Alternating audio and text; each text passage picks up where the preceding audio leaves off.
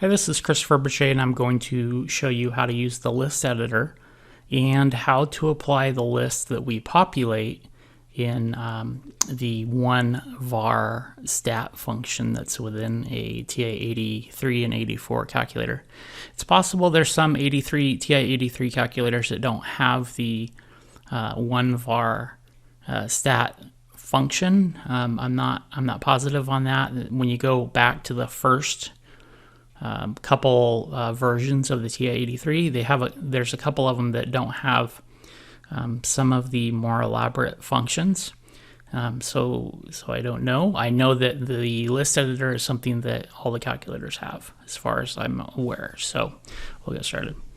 Okay, so the list editor, it's kind of like an array. If we think about it, it's a place in the calculator where we can put a list of values in, and then we can do math on those values. So what we do is we go to, and I'm using the TI SmartView calculator, and I'm using the TI-84 plus family type of look. And so it's a nice emulator. It's used primarily for teaching, and you'll see why. It shows the key press history down here.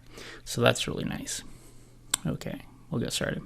So I go and I will push the stat button. You see it lights up red.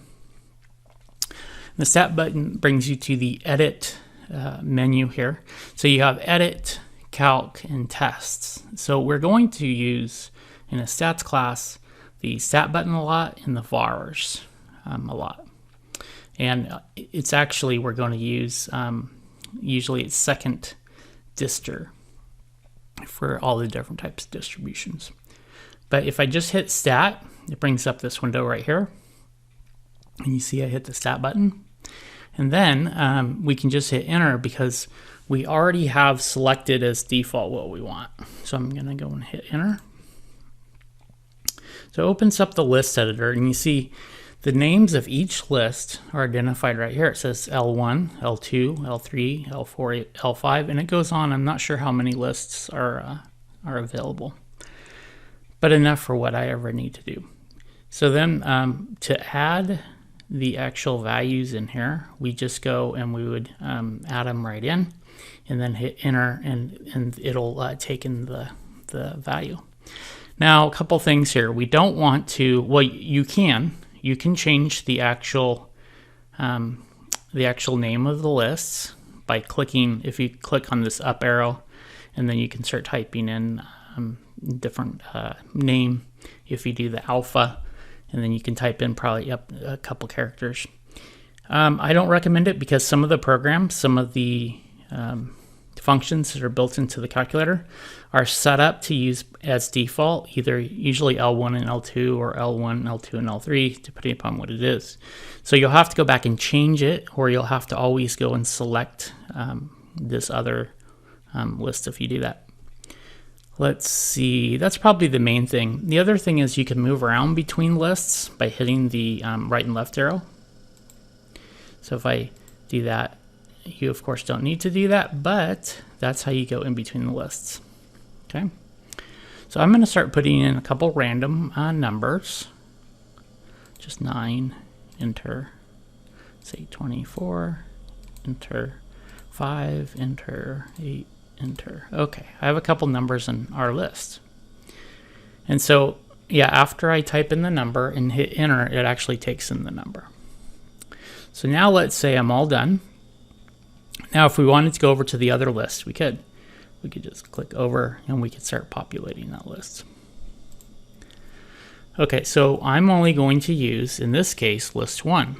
Now, to get out of here, my recommendation on getting out of here without accidentally entering any other values in here is I always recommend doing second quit. So second, and now that brings up, so when I hit second, it makes it so these light blue letters or functions over the keys, the secondary functions, are active. So if I go and hit this one right here that says mode, it actually is, because I hit the second first, it actually means quit. So I hit quit, and it brings me out of everything. It quits me out. But whatever data that I had in that list editor, that I already typed in is still there. Okay, so now I'm just going to go and I'm going to go back in to the stat area that we're at, and I'm going to go and use the list that we populated. So I'm going to go and hit the over to the right button. There we go. Okay, now the first one that shows up right here is what we're going to use. It's the one var stats, and that's really nice. So one other thing while I'm here, I'm just going to show you. If we go over one more, you'll see there's a lot of tests in here. So later we end up using a lot more tests in statistics, and some of them are z interval, t interval, z test, t test. Those are just some of them that come to mind right here. I'm going to hit the left arrow button to go back to calc. And now I'm on what I want by default. That's number 1. I'm going to enter. And up comes the one var stats menu. I believe, like I said, my assumption is most calculators have this. It's possible. They've been making the TI-83 line for so long that it's possible some of the earlier ones don't have this. I believe they started making the TI-83 calculator in the 90s, and people still use them quite a bit. One example of it is I have a TI-84 plus CE calculator, very similar to the one that's being emulated, and they're very new. I think they still make them. So the type of calculator has been being made for a long time. Okay, so it says list. Now we just, if you remember, we went and we put numbers in list 1. So that's set up just the way we want it. Now we could go and we could change the list that we use. Now to do this, we want to be really careful here. There's a couple things to think about. When you see list 1 that's listed right here, you can't just put any L in and any 1 in, because that would just be an L and a 1. This variable that's right here, or this identifier, this pointer, we could say, is a special name. It has a little tiny L and a big L, and that is the specific name for list 1. If we, for some reason, want to pick a different list, the way you do this is you do second, and then you go and you can pick the numbers. Once we hit second, these light blue numbers will be, these light blue values will be active, and we could pick one of these that says L2, L3, or we could go back to L1 if it wasn't already by default L1. Now the frequency list. So the frequency list is something that I used to teach people that they had to go and put in 1s for the frequency list, because each of the values that we're calculating there was just one of. But by default it will that is a optional list that we do not need to use. So if we have it blank, it used to have L2 on here. So if we have it blank, it will still work just fine, because it assumes that the frequency for each of the values in our L1 are individual values. There's just one of them. So I'm going to go right through. So if you have L2 right here, then I believe you can just hit enter going through. If it gives you an error and you have L2 right here for the frequency list, then you have two things that you can do. You can delete your L2 that's listed, or take your L2 and put 1s in there. But the best way to go, in my opinion, is just delete it, because it's not needed, it's optional. So now I'm going to hit, oh, I actually used my keyboard on this one. This is another thing. With the emulator, you can usually use your keyboard on some of these arrow keys. So I hit my keyboard to go down. I should have just clicked it. But that's nice, I can use the keyboard. I will now use the proper enter key where it's saying calculate, and this is really nice. So it goes and it shows us our X bar. So out of those, I think four numbers we put in, our X bar, which is our sample mean, it's 11.5. Our sum of our values is 46. Our sum of our values squared is 746.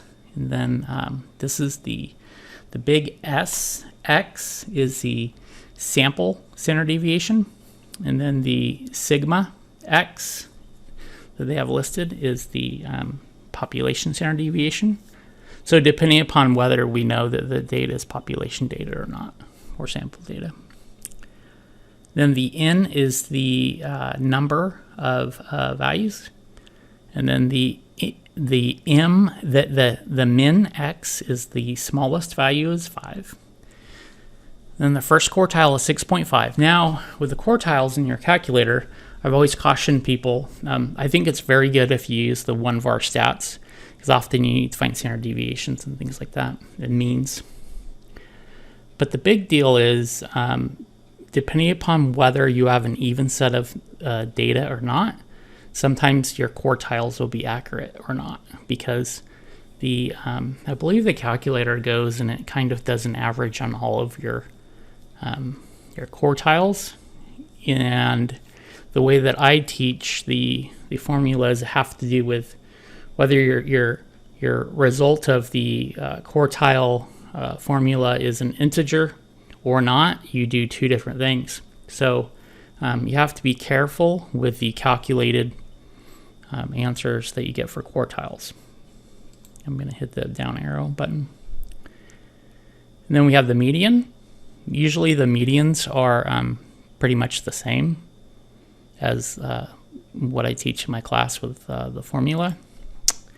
Third quartile, max value. I think that's it. Okay, and that's it. So that is an explanation of how we use the 1var stats formula and the list editor in the TI-8384 variant type of calculator. Thanks.